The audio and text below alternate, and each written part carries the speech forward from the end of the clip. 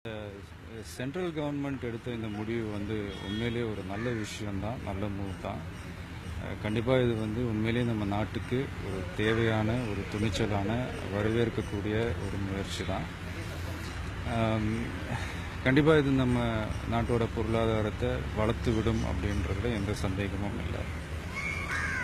ஒரு நோக்கம் பெருசாக இருக்கும்போது அதுக்கான பாதிப்புகள் கொஞ்சம் இருக்க தான் செய்யும். ஆனால் என்ன ஒன்று, அந்த பாதிப்புகள் அந்த நோக்கத்தோட அதிகமாகிடக்கூடாது அப்படின்றது தான் நம்ம பார்த்துக்கணும். சில விஷயங்கள் நம்ம தவிர்த்திருக்கலாமோ அப்படின்ற ஒரு சின்ன ஃபீல் தான்.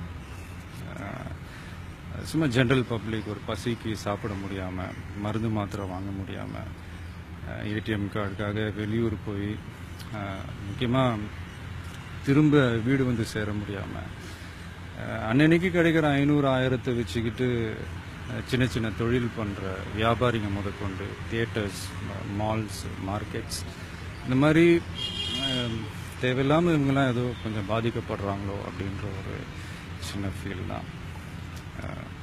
அது மட்டும் இல்லை, நான் நியூஸ்லலாம் நிறைய விஷயம் பார்த்தேன். மனசுக்கு ரொம்ப கஷ்டமாக இருந்தது. என்னென்னா, ஒரு பேத்தியோட கல்யாணத்துக்காக ஒரு பாட்டி ஒரு இடத்த விற்று அந்த பணத்தை கொண்டு வராங்க. அந்த பணம் செல்லாது அப்படின்ற அவங்க கேள்விப்பட்ட உடனே தற்கொலை பண்ணிக்கிற அளவுக்கு போயிருக்காங்க. ஒரு ஹாஸ்பிட்டலில் ஒரு நியூ பார்ன் பேபி, அந்த குழந்தைக்கு ஏதோ ஒரு பிரச்சனை, அது ட்ரீட் பண்ண முடியாமல் அந்த குழந்தை இறந்து போயிருக்கு.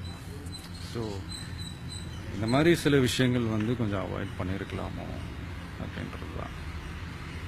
ஒரு நாட்டில் ஒரு 20% பணக்காரங்க இருப்பாங்களா, அதில் ஒரு குரூப் ஒரு சின்ன பர்சன்டேஜ் பண்ணுற தவறுகள்னால மீதி இருக்கிற 80% மக்கள் அவங்க என்ன பண்ணாங்க. நான் திரும்ப திரும்ப சொல்கிறேன், இது இது வரைக்கும் யாரும் பண்ணாத, யாரும் பண்ண யோசிக்காத ஒரு சிறப்பான பெரிய முயற்சி தான் அது. அதில் எந்த மாற்றமும் இல்லை, எந்த தவறும் இல்லை.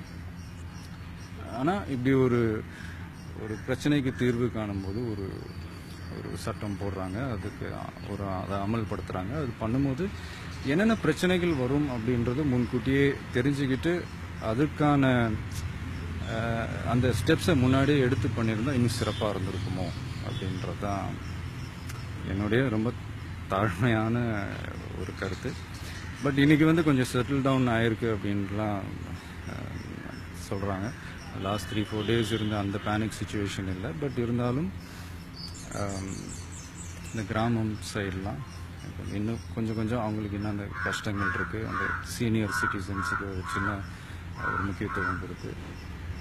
அவங்களுக்கு இருக்கிற அந்த கஷ்டங்களில் சீக்கிரமாகவே அதை சென்ட்ரல் கவர்மெண்ட் சார்ட் அவுட் பண்ணாங்கன்னா நல்லாயிருக்கும்.